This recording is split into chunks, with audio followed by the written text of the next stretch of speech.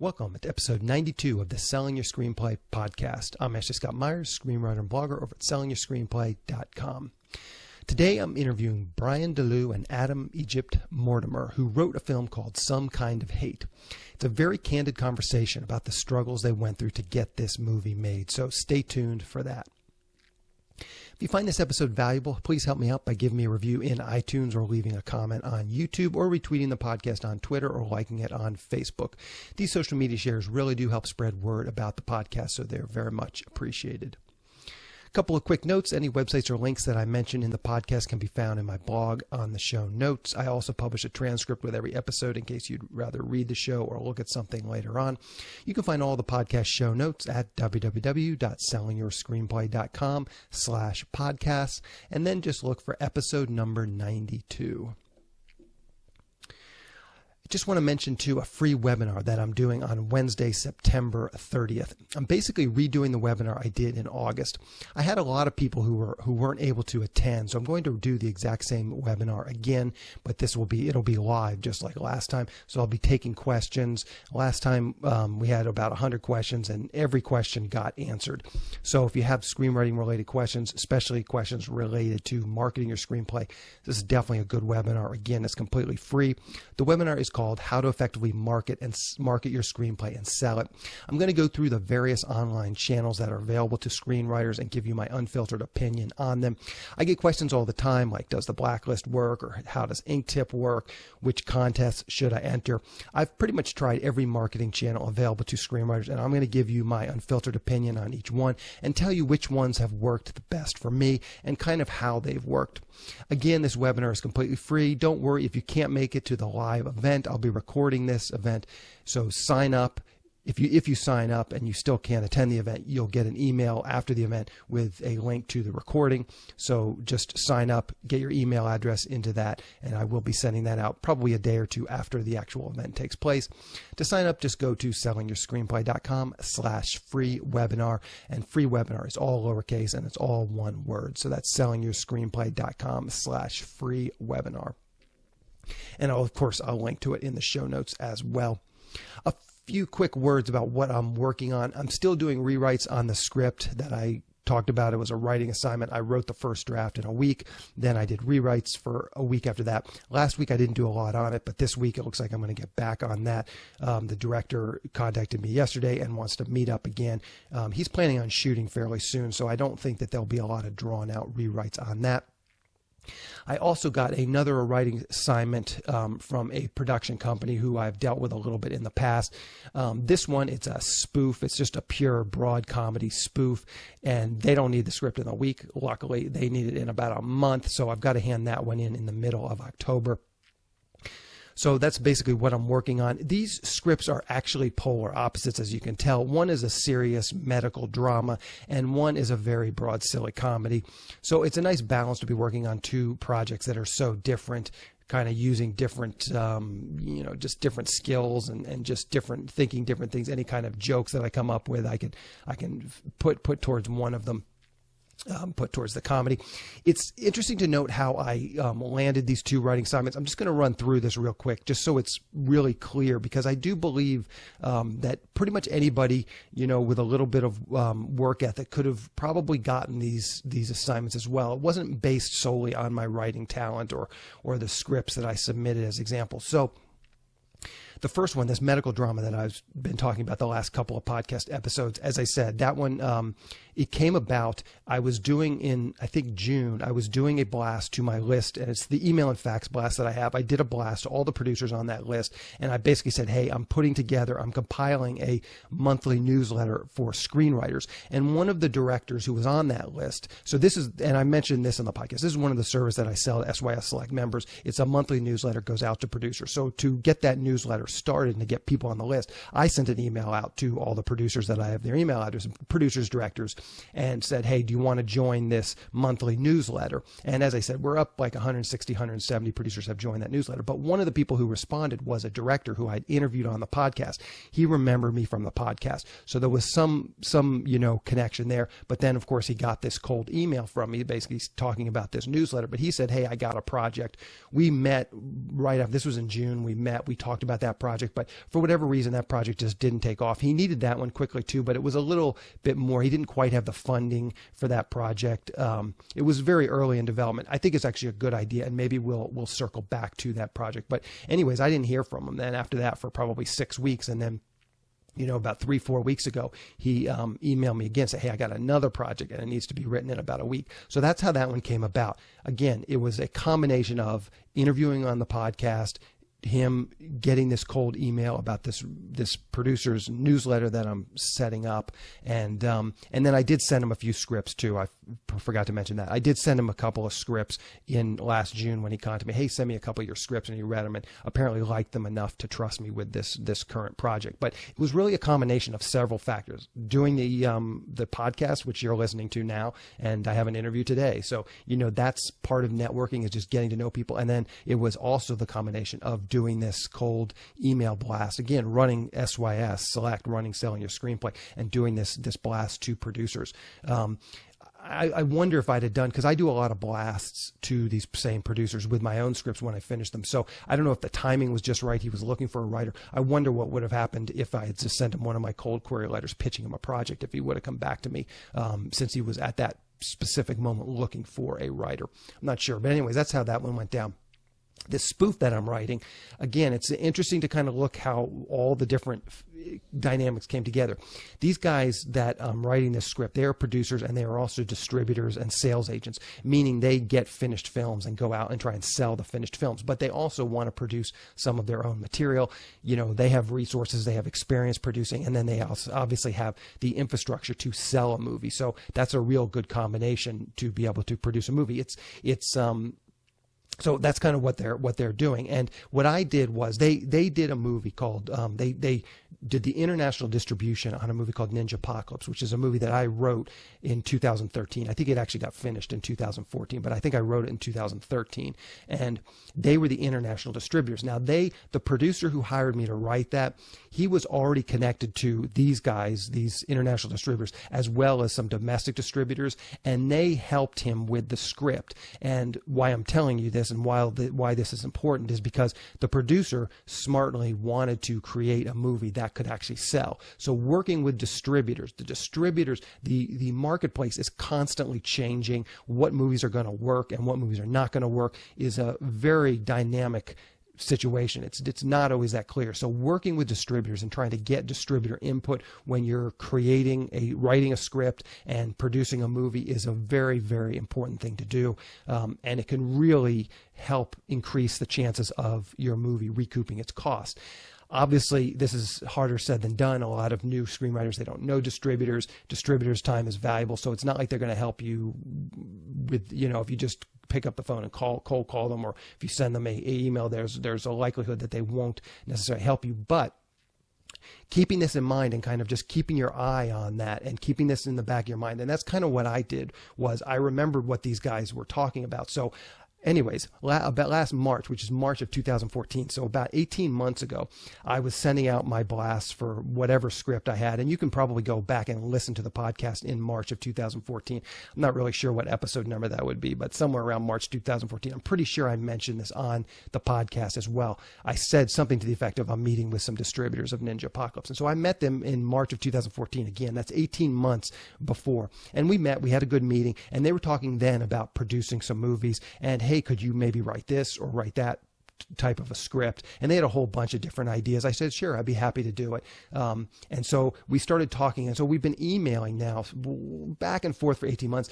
As I said, they're on my email and fax blast. So every time I finish a script, I send out an email and fax blast just for my own scripts, and they get it. And most of the time they'll see it and they'll return. Now, again, one of the things I say in my query letter is that I list my credits. Hey, I wrote this movie called Ninja Apocalypse. So that they recognized that little bit. When I sent them this query letter in March of 2014, they recognized, oh, well, we know that movie. And they've actually just coincidentally, they have also know some of the other films that I've done. They were working with a distributor who was doing Man Overboard, another film, and another film that I wrote called Rushlights. That was actually in March of 2014. They were actually vying for the position of doing the distribution on a movie called Rushlights, which is another movie that I wrote. And so they were very familiar with my work when they happened to get this cold query letter.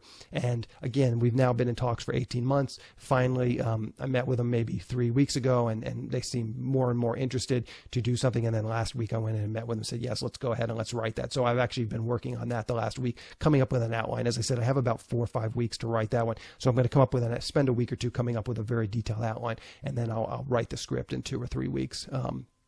And that'll be that. But again, I think it's interesting to note kind of how it all came together. Number one, it was a very slow process. And, I wasn't waiting around for their phone call or their email. I just kept, every time they said, okay, are you ready to write a project? And they would come up and say, hey, are you ready to write this project? I'd say, sure, I'm ready. And then I wouldn't hear from them for 2 months. And again, part of the issue is that as distributors, the marketplace is constantly changing. So they never quite felt confident about the project. Not so much, I don't think, as me as a writer. I think it was more just, hey, let's have Ashley write this project. And then they kind of soured on the project. They thought, I don't know if we're going to be able to sell that movie, so let's hold off on that. And then a couple months later, they'd have a new idea. They'd email me, say, hey, can you write this project? I say, sure, I'm ready to go. And then boom, I would never hear from them for 3-4 months. And then again, I sent them this cold query letter for my most recent script in June. I finished the script, and it's the script that I'm going to do the Kickstarter. I blasted that out just to see what kind of interest I would get, and they got that. But actually, now that I'm thinking about it, what actually got this meeting, this current round of meetings, was a guy in my writers group, Dan. He wrote a movie that was just finished, and I watched it. I thought it was actually pretty good, and so I told him, I said, hey, I know these guys, these distributors. You want me to pass the movie to them? He said yes. So I sent these distributors, this was probably a month ago now, I sent them an email saying, hey, my buddy Dan did this movie. You guys might want to check it out and perhaps be the distributors on it. And that's kind of how this current round of conversations got going. Then they were like, oh yeah, we'll check out the movie. So they watched Dan's movie, and they said, oh, by the way, you should come in for a meeting. We got a couple ideas we're working on. So that was, as I said, probably 3 weeks ago. And then last week I went in and met with them again, and we actually got everything finalized. My lawyer is actually working on the contract right now, but that should all be finalized. But I've actually started working on the script. So as I said, mid-October I'll have that. But again, I just think it's interesting to really look at sort of how all this went down, and the different connections, and just following up with these people, and not in like a weird way. Hey man, what are you doing? You got anything for me? Just, I was legitimately passing them a lead. This guy, Dan, in my writers group, I really thought his movie was good. I thought these guys, as far as distribution, I actually thought it was very similar to Ninja Apocalypse. It was a kind of an action movie, a low budget action movie. So I thought, hey, well, these guys distribute Ninja Apocalypse. They might be a good fit for it. Legitimately, I thought that. I send that. They seemed appreciative of that. As distributors, they're always looking for movies to potentially distribute, and that's kind of the kernel that got this current round of meetings and this writing assignment kicked off. But again, it was 18 months of just staying in touch with these guys, and it was also writing that initial script, that Ninja Apocalypse script, a couple of years ago. So things kind of snowball, but it's not one thing specifically, like, gee, it was a cold query letter that got this, or gee, it was networking, or this. It was a combination of several things. And I think that's really the key.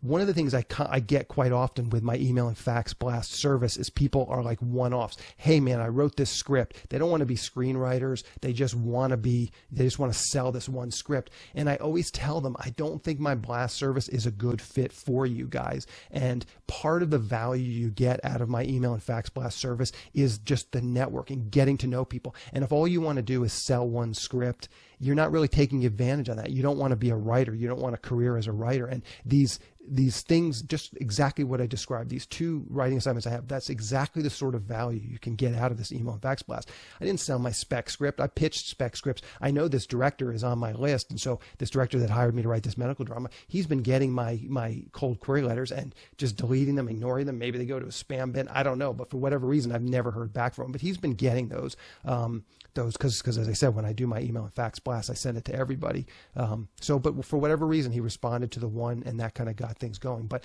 just really think about what I'm saying here in terms of just the sort of holistic approach to networking and trying to get a script optioned and produced. Is it's oftentimes not just one simple thing that does it. It's oftentimes several things in combination that will actually get the thing going.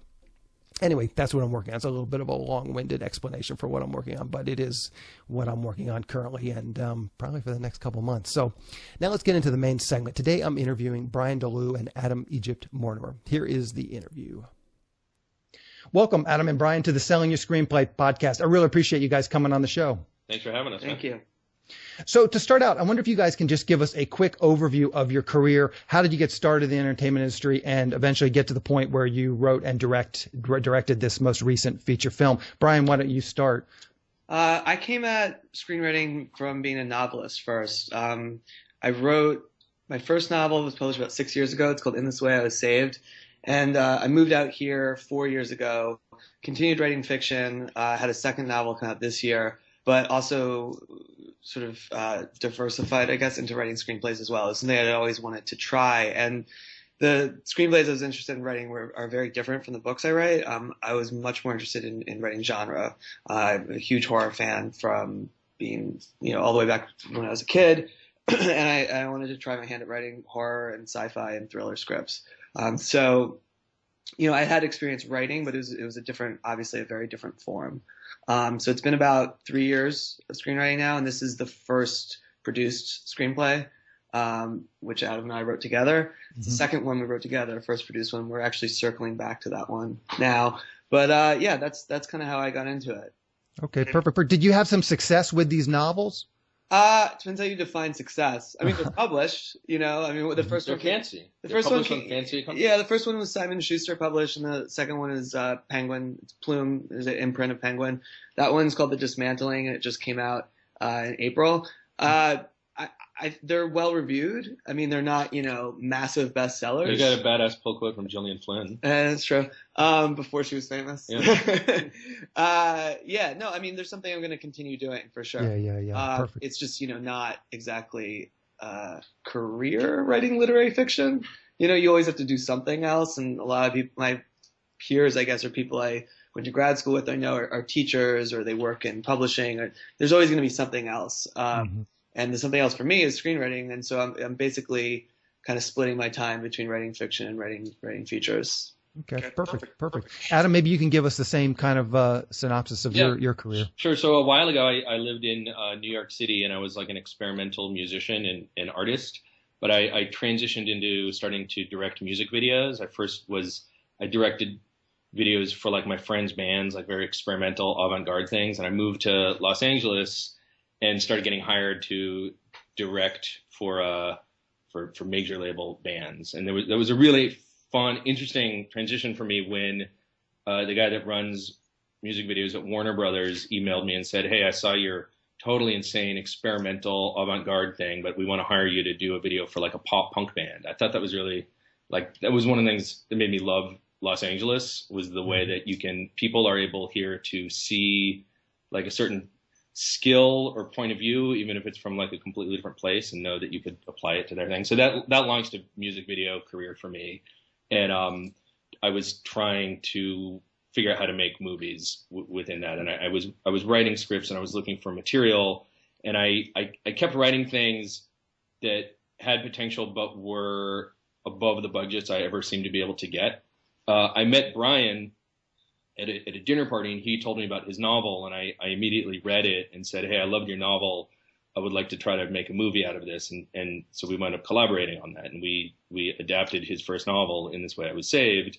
And we wrote ultimately a really great script that we love, but even that was like, I was like, you know what? I've led you down a terrible path, Brian. I don't think I can get the money to make this movie, but why don't we write something incredibly low budget? I think if we write a horror movie that's really low budget, and I think we can get the money made, and we can get the money to get the movie made. So that was where we started on our second movie that became Some Kind of Hate eventually. Okay. But I have a question. It's a sidebar. Is our audio okay? Because I know there's some noisy things happening in the house. Are you good? It sounds good to me. So I think we're good.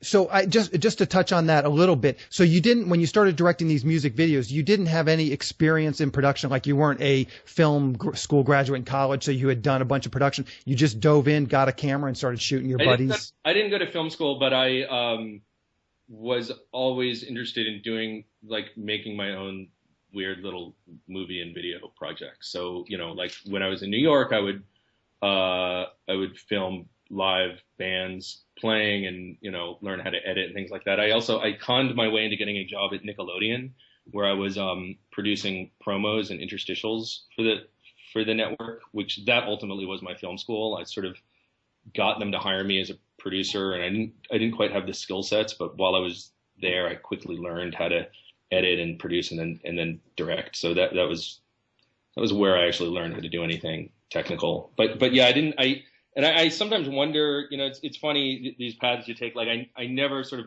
worked my way up. I didn't like PA on other sets. I didn't go to film school. I just claimed that I was a director and kept trying to do that until I was hired. So that can, if you take that approach, sometimes you feel like, oh, I have no idea what I'm doing, and it's like I have no idea what a set is or whatever. But you know, between the very first videos I did, where it was like me with a camera in my hand and some weirdos, and then working my way up till those sets got bigger and bigger and more expensive, I ultimately sort of learned how to act like a professional. Yeah.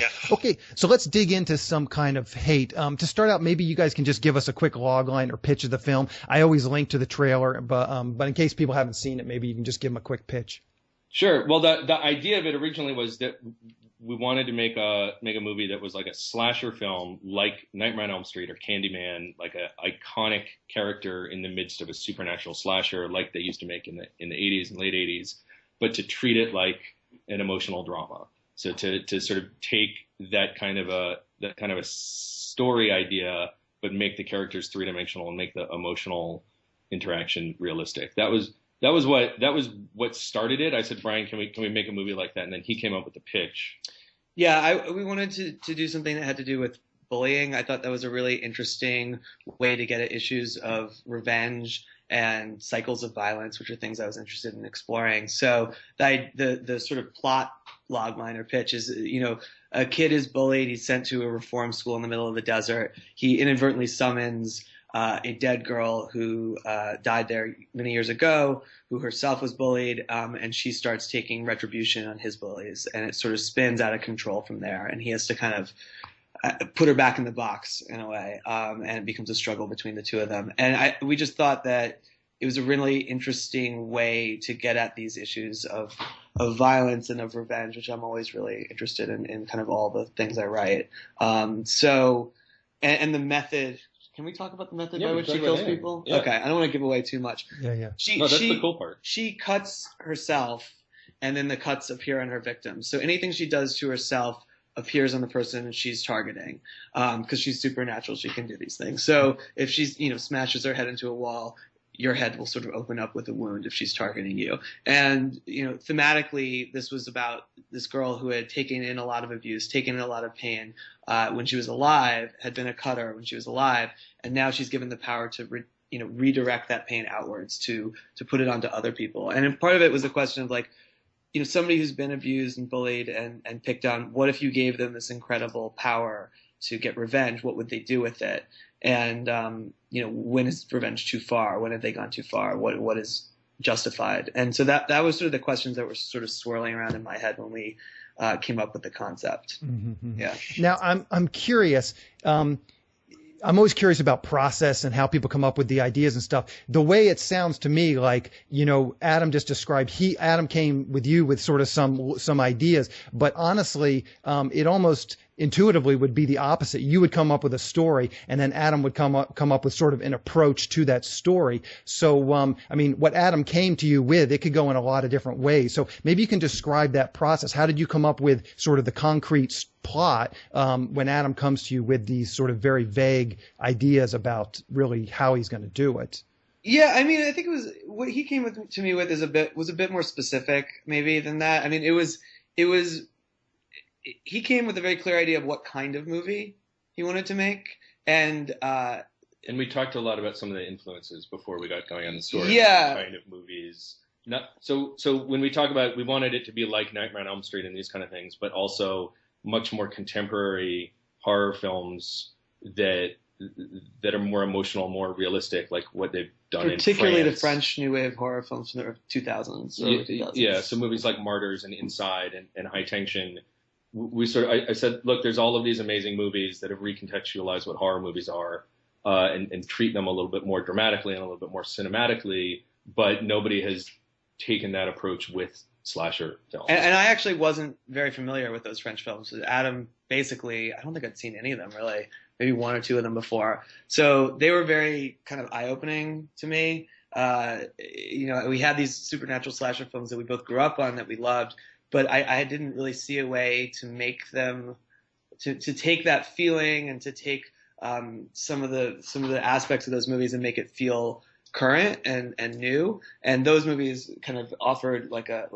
path for that, yeah. I think, which was cool. So it was a very specific, it wasn't just like, hey, let's make a low budget slasher. It was like this very specific idea of what the influences would be, what the kind of makeup of the movie would be like stylistically. And so, I don't know. I honestly don't remember how exactly I like came up with the villain. We talked about it for sure. It wasn't like, I didn't like turn around and present it fully formed. Right. I think, but you had the idea of bullying. Had bullying and a girl who had died. I wanted to have a female. Yeah. Both of us, I think, turned out to be like the really key innovation. I think both of us really wanted to have a female slasher villain. That's just not something you see a lot. You see a female ghost villain in more kind of like traditional ghost story horror movies, or like Japanese horror, right? Like The Ring and The Grudge, and there's very often a female ghost. I guess a villain. In The Ring, she's certainly a villain, but not so much in slasher movies. So we both wanted to do that. We thought that was really interesting. And again, this was a couple years ago. Bullying, teen bullying, cyberbullying particularly was very much in the news. I think it had always been happening, but something about the way in which it was happening, particularly with online bullying, was new and it was just a news story that was very in the air, and that we thought would be a really interesting thing to explore. So I kind of just put all those things together and said, look, I want to do it with a female villain. I want to set it in this world of bullying. And then we had all the influences, and then from there we came up with the story. Okay. And I want to just dig into sort of that thought process just a little bit more. Like you're talking about cyberbullying, which is a very timely issue. You're talking about the types of movies you like, these movies from the early 2000s, the movies from the 80s. Were you talking to producers? Were you talking to distributors? Like, did you know, or at least think from talking to them, that there was some market for this movie, or it was just purely, hey, I think this would be a cool movie, so let's go do it? Was there any influences from distributors, producers with experience, anything like that? Not to the degree that we were talking to anybody that was helpful. When we were forming the idea or forming the story. We were looking at what movies were out there and understanding. I think the idea was really based around, if we can figure out a way to do this as inexpensively as possible, we'll be able to get it done. And we understood, the landscape of some producers and companies that are out there that we would have loved to have worked with. But it was really like, look, it's a slasher movie with a really cool hook and a cool tone, and let's do it for really inexpensively. So we were also looking at what are other movies that are incredibly cheap, like A Horrible Way to Die by Adam Wingard and things like that. Yeah. We're saying, look, there's obviously a path to getting these movies made. Mm-hmm. So let's get the script done and then follow that path. I mean, that didn't pan out. It didn't work out as smoothly as we had anticipated. It never does, and we'll get into that. The key answer for you, I think, is that we really started with the script and sort of an idea of what the production plan would be, but not so much. We weren't talking to like 5 distributors and saying, oh, well, they want right. So let's write that. No, we wrote something that we were really interested in doing first, and then kind of went from there. Perfect. So I've written a bunch of scripts with partners, so I'm always curious to hear sort of how writing teams work. Maybe you can just describe the actual physical process of writing. Are you guys in the same room? Do you come up with an outline first, and then how did this script actually materialize? We were just talking about this yesterday because we're revising another script. Correct me if I'm wrong. I think in the first script we wrote, not this script, we actually assigned each other like chunks to go do, and with Daniel the first time around. No, first we sat in your office downstairs for months. Breaking the story. Outlining it with cards on the board, acts, structure. Yes. All talking about the actual script. But then when we wrote it, I don't remember. No, with the first one, I remember. With the first one, we would say, like, you take these 20 pages, you take these 20 pages, then we'd come back with them and then revise them and stuff. With this script, we did not do that. We just wrote it. We sat together. We just sat like across the table with computers with screen sharing on the computers, and just were writing it. So we would like watch words appear and then erase them and type them and constantly write stupid jokes. I don't think characters would always say stupid things and you'd erase it with the real words. The passive aggressive erasing what somebody just typed without saying anything, I don't think we did. No, we don't do that. Now explain screen share. That's like something on Apple. I'm not an Apple guy. We tried to use. I think Final Draft claims to have this. It didn't work. It doesn't. We've never been able to get it to work. We used I think with Apple, there's a way to just open up your computer to screen share so that he's sitting there. We're over our local network. If you're on the same Wi-Fi network, my desktop appears on his screen. So I open up the software and it opens on his, and then we can just both type simultaneously. Yeah, you're just on the same Wi-Fi network, and one of the computers is sort of the like host computer, and it invites the other person to share the screen. And we actually had a lot of development on that, because I remember we were trying a lot of different ways before we got, like, we were trying to do it over iChat for a while, and this thing and that thing, and Skype, like there were all of these different things until we finally sort of figured that out. But I think that was a really important way to do it. It was really nice to feel like, because I don't know if we just had one. Like both sitting there with your fingers on a keyboard and you can talk and you can type. It was a really nice way to do it. Nobody's the assigned transcriber. Right. So it wasn't like I'm pacing, smoking, like, and then it's raining. And we didn't do it like that. No. But so I think we wrote a draft or two of it. But I do also remember times when I would be at home.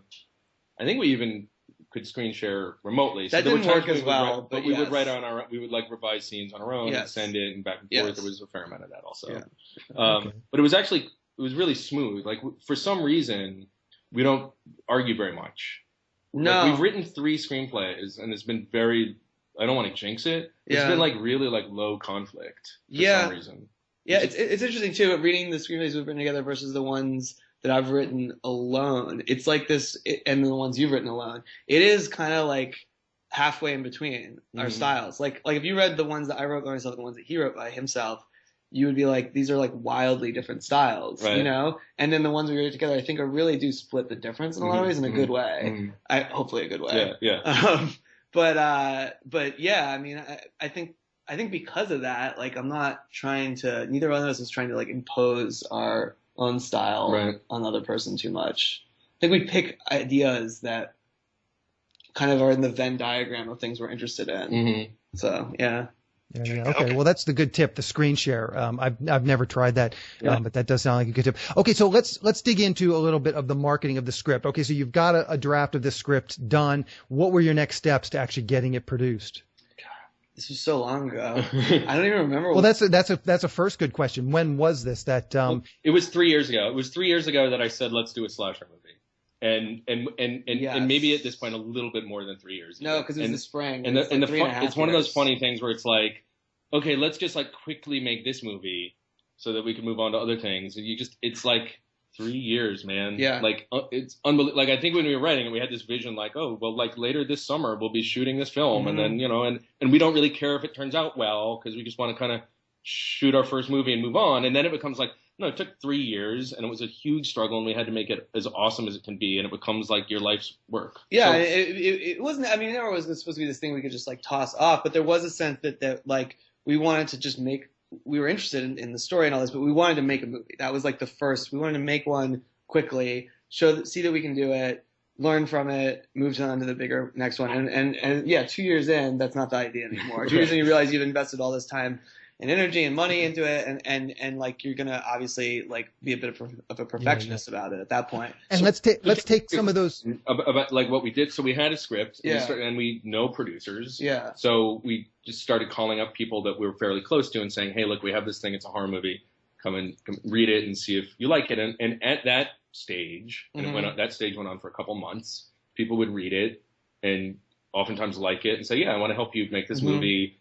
Here's some notes. Here's this or that. Let's try this. I'm going to call a guy. And that kind of went on for a while and nothing happened. And those were people that ranged from like very close friends to kind of professional contacts, or, just anybody we could sort of talk to.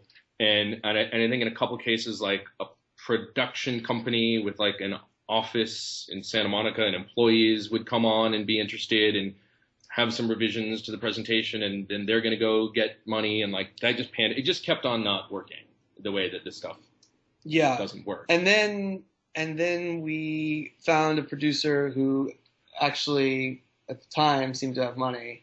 Well, no. What happened first was Amanda said, Right. my wife was working in development at a big Hollywood company. She quit her job because she had studied to be a producer and saw our script as her opportunity. The way that it was our opportunity to make our first movie was also her opportunity. Yeah. So she quit her job and came on as the producer and created a budget Right. and brought on Gabby. Right. And then they formed a producing partnership, and then they started working on it.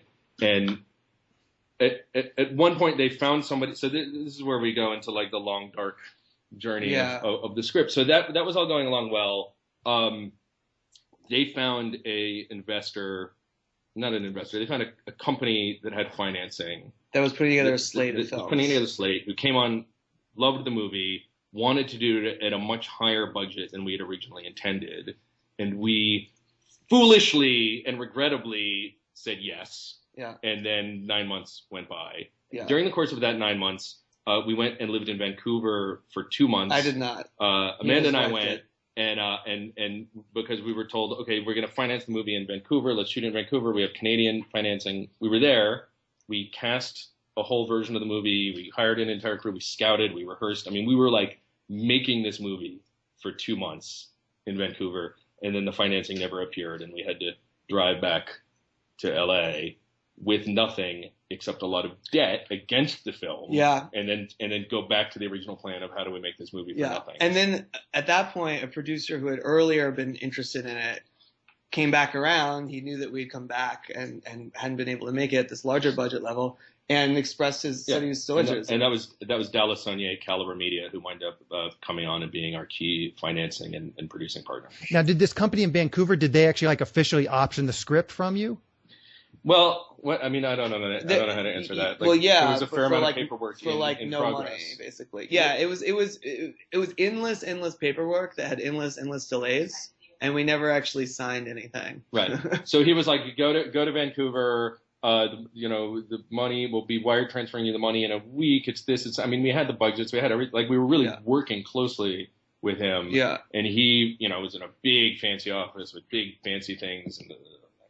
We shouldn't talk about who it is, I guess. Yeah. No, that's okay. I'm just curious because I think this is important for people to hear the struggles and be prepared for these types of things. And what did you? This is the thing that super irritates me about it is that I knew. I'd been through this before. I'd developed things that were big that fell apart, and I just knew. I was like, why are we doing this? Well, it's the thing is, we had written this at a certain budget level, and this was literally going to be 10 times that budget level, and so that was like very attractive, obviously. But also very suspicious. Such a bad sign. Yeah, because there was a clear idea of like why this movie has to be at this budget level. Of course, everybody wants to have more money at their disposal to make a movie, but you'd also want it to make money in the end, so you're allowed to go make another one. So there was an idea of like why it needed to be around a certain budget, and then this company saw it as this much bigger thing, which I think in retrospect is probably like a warning sign. But when we came back, Dallas had been interested in the movie before, and he was still interested in it, and his conception of what the budget was more in line with how we'd originally conceived of it. And it was also, and this is an important tip, I think, his idea of what the budget should have been was super in line with what the market for a movie is. And I think up until that point we didn't understand it. So we would look at other movies. We would look at like an early Adam Wingard movie and say, oh, he did this for $100,000, $50,000 or whatever. Mm-hmm. We should do that too. That seems like an achievable amount of money. But that was sort of arbitrary, right? Mm-hmm. It was only once when we really started dealing with Dallas and he sort of explained the way the market works and the way it's changed since even 2008 is like, if you make a horror movie that's okay, it's pretty good, you will definitely be able to sell it. You will definitely absolutely take this movie out to the market and sell it to distributors. You will not possibly get more than $200,000 for it if you're lucky ever in your life. So making a movie, $200,000 for a movie, not for us. Right. Yeah. For the total sale of your product, right? Yeah. For which just a few years ago, when people were still buying DVDs and things, you'd be like, maybe we'll make $2 million. Yeah. So there's a lot more flexibility in what the budget. Now the reason you have to make a movie for $200,000 is you can't possibly recoup more than that unless something really spectacular and completely out of your control happens, which people don't want to take into account. Yeah. Tell me about the debt. You guys mentioned that you came back from Vancouver and there was some debt associated with this script. Was that just your own personal debt for having to, spend money to live there, or was there some debt with this company? We were hiring people to work on the movie. I see. So we got a bridge loan from another party, from another financer to get us through it, but we had to hire.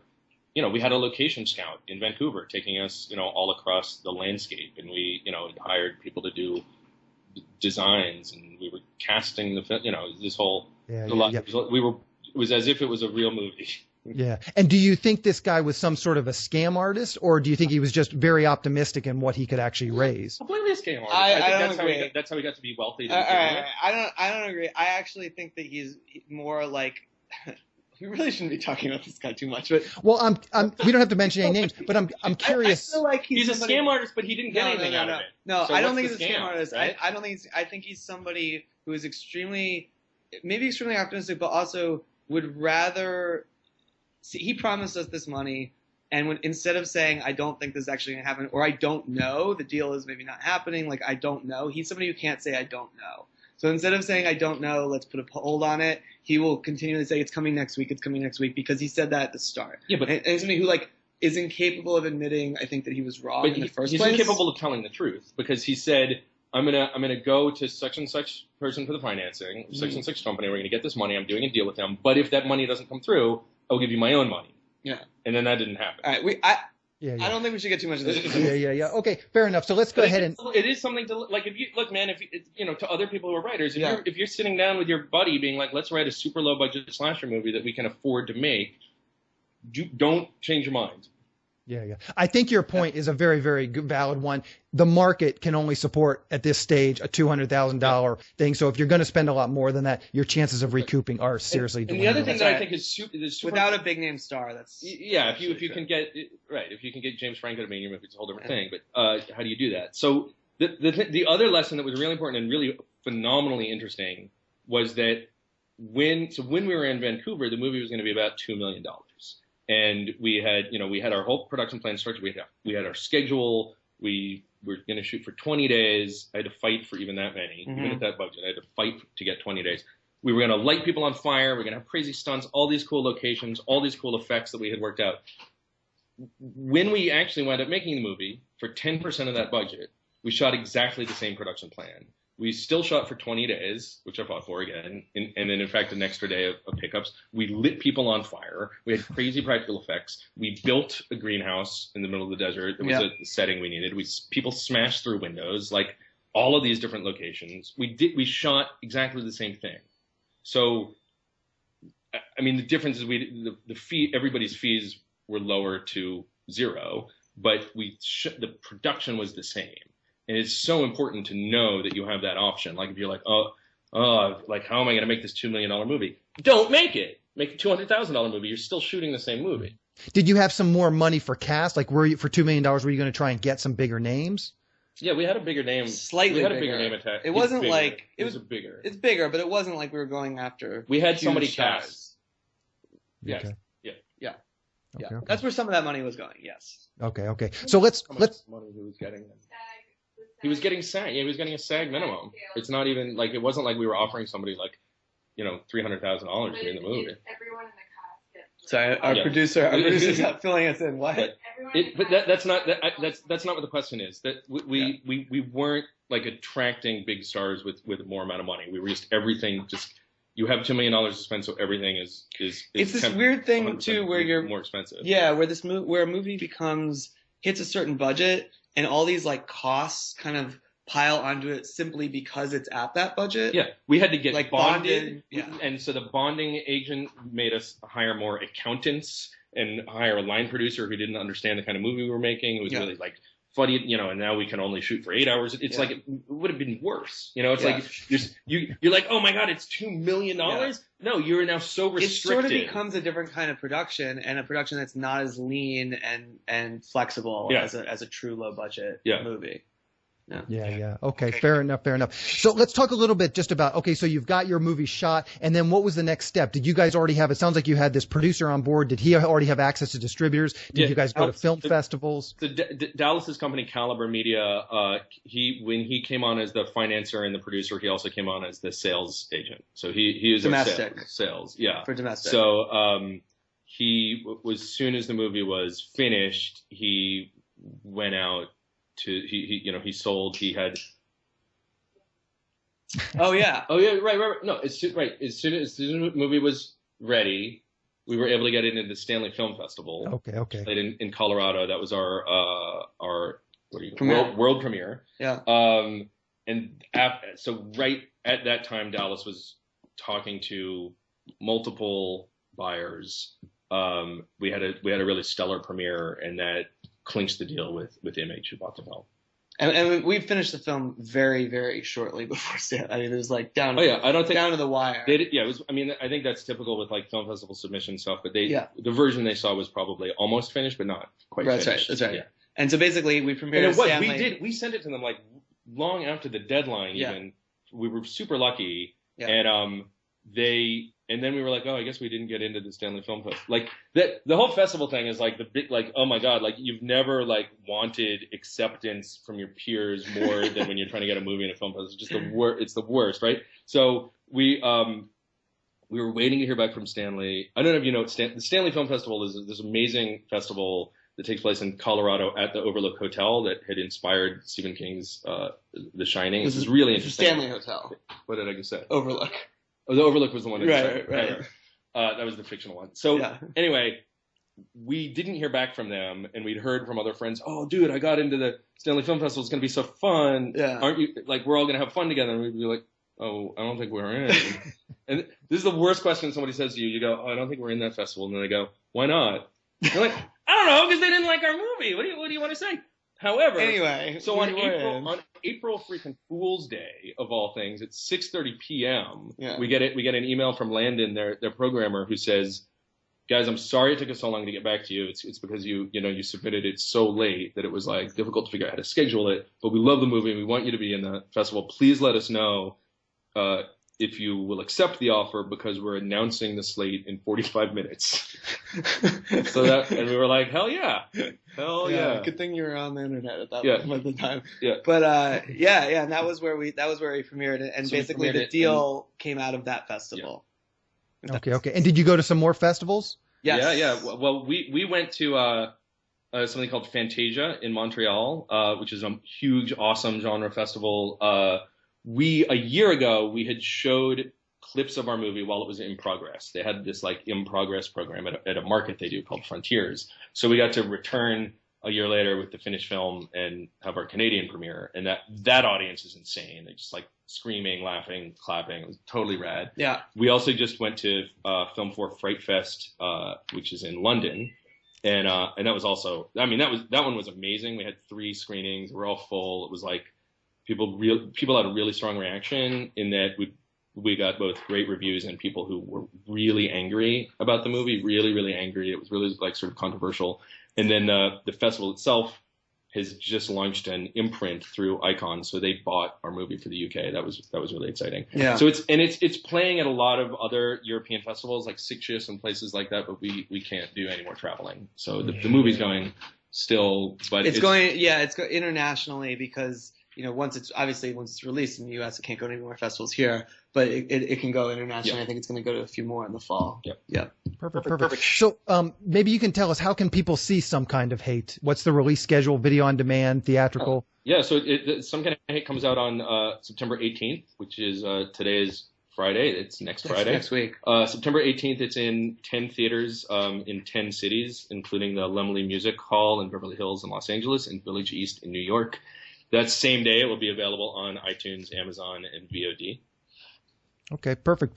I always like to wrap up the interviews, just ask how people can follow along with what you're doing, potentially maybe get in contact with you. If you have a Twitter handle, you can mention that, a Facebook page, mention that. Anything you feel comfortable sharing, maybe people can. My Twitter is Adam Egypt, at Adam Egypt. I'm on Twitter. Our Facebook, I think if you just do a search for Some Kind of Hate, we're on Facebook. We're really active on Facebook also. Yeah. What's that? That's the Twitter. Oh, yeah. Yeah. SKOH movie is the Twitter. Yeah. Okay. I don't have a Twitter. You don't have a Twitter? Or an Instagram. Okay, yeah, no problem. I'll get all those links. I'll get all those links rounded up, and I'll put those in the show notes. Well, this has probably been the most candid interview I've ever done, so I really appreciate you guys coming on and talking with me. Well done, and as I said, I wish you guys luck with this movie.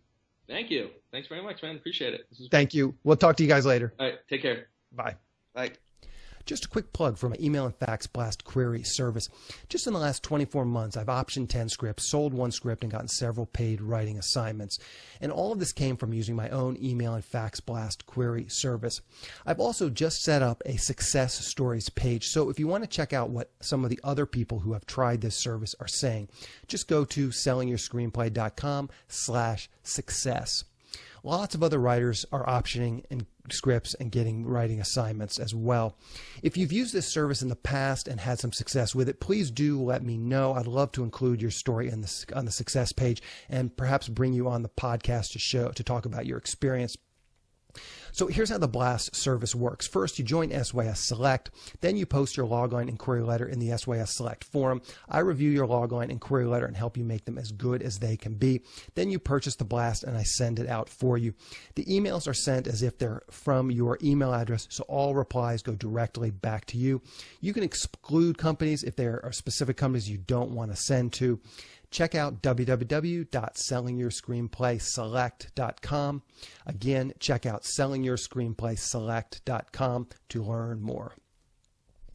In the next episode of the podcast, I'm going to be interviewing Michael Polish, who recently directed Amnesiac starring Kate Bosworth. He got his start writing and directing an indie film called Twin Falls, Idaho. It was a big indie hit, and we talk a little bit about that and how that jump-started his career. So keep an eye out for that episode next week. To wrap things up, I just want to touch on a few things from today's interview. I want to weigh in on sort of scams and sort of what the situation that they ran into is. To me, this doesn't really sound what I would qualify as a scam. It sounds to me like the producer, he's an overly opportunistic sales guy who was kind of stringing these guys along. He probably was legitimately trying to get funding for this movie. And my guess is, since the way they described it, these filmmakers didn't actually pay him anything, but they were actually spending their own money for this pre-production, which they thought would be paid back once the guy got funding. But so my guess is he was going along and trying to actually raise the money. But as I said, I would say he was overly optimistic and very opportunistic in doing this. He probably had numerous projects similar to this going along and was just hoping to get some of them going. Again, my guess is he probably was actually working on raising the money, but it's just a very hard thing to do. From his perspective, it's like, what's the downside? Oh, yeah, get these guys working on this movie. And then if he actually does get the funding, then these guys are ready to go. He doesn't lose anything. If he doesn't raise the money, they're the ones that are out the money for the pre-production, not him. So I think that's what my big takeaway would be from this is, don't spend unless you know what you're doing, I would say don't spend your own money on pre-production or any of these other things that you might need to do to get your film into production. I mean, that's really a producer's job. And I have heard of, like, if you want to start talking about some of the common scams that I have seen, one very common scam that I have seen, and I've heard numerous writers come back to me. And again, my guess is if you really drill down to the so-called producers who are, doing this scam, they probably are, at least in some small way, trying to actually do what they say they're going to do. But anyways, what I've seen as a very common scam is you get a producer who contacts you, and sometimes these producers will troll sites like Stage 32 or any number of other sites, Craigslist, Inktip, any number of these sites. There'll be so-called producers on them, and then when and I want to take that back. I don't know about Inktip. Inktip's pretty good about vetting their producers, so I don't know if I've ever seen it there, but I've definitely seen it on places like Craigslist where you have basically a free-for-all. Any producer can post their thing. So you want to be careful, especially in these paid services. Probably something like Inktip and the Blacklist where they really vet the producers. It's much less likely to happen. But the common scam, as I said, something like a Craigslist where anybody can place an ad, anybody can respond to an ad. You might see a producer saying, hey, I'm looking for scripts. And then when you contact them, be, oh, I love your script, but you just got to pay some of these admin costs so we can get the seed money and so I can raise money. And some of these admin costs will be $2,000, $3,000, $5,000, up to $50,000. I've heard of writers being approached and having to pay, producers trying to get like $50,000 of seed money to get this project going. And again, I don't know any of these people that are actually doing this scam, so I don't know. I can't really see what's in their heart, but my guess is most of them probably do take some of that money and they do try and get the movie made, but it's such a small chance of that ever happening. It really borders on a scam. I mean, it borders on completely unethical. And I've heard of this over and over again. I've had screenwriters email me and say, hey, I've got this producer. He really loved the script. And one of the telltale signs that I found for this scam is a lot of times you can tell the producer hasn't even read the script yet. And to me, that's a telltale sign of, they're not really that worried about the material. They're just worried that they don't want to waste their time reading scripts if the writer isn't serious about putting up some money to pay them to help them produce the movie. So that's one of the things that I've gotten from some of these emails. The emails, sometimes screenwriters will forward me these emails of what these producers are saying. And it sounds like, they don't actually say I haven't read the script yet, but it sounds like from reading the email that they haven't read the script. Their praise is very generic. It's not very specific. And, they don't really talk that much about the script. They just say, oh, I love your script. It's great. And it's very generic, but it doesn't really sound like there's anything that they actually like about it. And again, my hunch is that they don't want to read scripts because 99% of the writers are going to say, no, I'm not going to give you this money. So they want to see if these writers are open to paying some of these admin costs at first. So that's one scam that I've definitely heard of. Be very, very leery of any producer who wants you to pay some seed money. Again, if you're not producing the movie, that's their job. They're the producer. They should be raising the money. They should be, forking that money out until the seed money is raised. That should be coming out of their pocket, not yours. You're providing the script. They option it. Sometimes you might give them a free option, but you're not going to actually pay money out of your pocket so that they can go out and then try and raise more money. That doesn't make any sense. And I mean, you don't really need a producer. If you're going to be paying for the initial startup costs, you could just hire someone and at least you'd be more in control of things, or you could just, do it yourself, pay yourself to do these things. I mean, once you're the one paying for the producer to raise money, you are in fact the producer and you really don't even need them. So that's one scam. Be very careful. If anybody asks you for money up front like that, that's one scam. Another very common scam I've heard of, and this is sort of very similar to that, is, I actually was approached when I first started my career. I started sending out some cold query letters very, very early on. And this was, again, a very common scam where a producer emailed me back, said, again, high praise. Wow, this script is great. And believe me, this script was absolutely atrociously bad. We just need to hire another writer to bring it up to industry standards. The other writer is going to cost about $6,000-$7,000, but this is a bargain. Usually he charges $25,000. I think I can get him to agree to rewrite this one since the material is so great. I can get him to rewrite it for $5,000 or $6,000 or $7,000. I don't remember the exact number, but it was somewhere in that like $5,000 to $10,000 range. And so that's basically what the producer wanted me to do, is they wanted me to hire their friend who was a screenwriter to rewrite this script and bring it up to industry standards. And then this producer, of course, felt very confident that they could raise the money since the concept was so brilliant. And I can tell you now, looking back on it, it was not. It was not. Now, luckily, I was just fresh out of college. In fact, I think I was even still in college when I actually first started sending this out. And so I didn't have a lot of money. But the other thing that felt very strange to me was I wanted to be a screenwriter. So it didn't seem right for me to pay someone to rewrite my script when I wanted to be a writer as well. But in any event, I don't think that these guys, like in their heart of hearts, they're not scammers. In their heart of hearts, they're like, hey, we're just trying to help this screenwriter get his script to the next level and take it out to the marketplace. And they had a couple of credits. This was before IMDb really got big, so it wasn't that easy to vet people and go on their credits. I have since done that. since in the last few years, every now and then I'll just think, gee, I wonder what happened to those guys. And I've actually gone on IMDb and looked them up, and the credit that they were telling me about back in, the mid 90s is exactly the same credit that they still have. So they didn't do a lot since then. So I don't think these guys were really very legitimate. And again, I think in their heart of hearts, they probably thought that they were doing me a big favor. But I think ultimately it really was just a scam. So those are the things that I would really watch out for. Paying money for stuff just starts to get a little bit weird. When people are asking you for money to rewrite the script or for seed money to produce a film, I would stay away from that. Anyway, that's the show. Thank you for listening.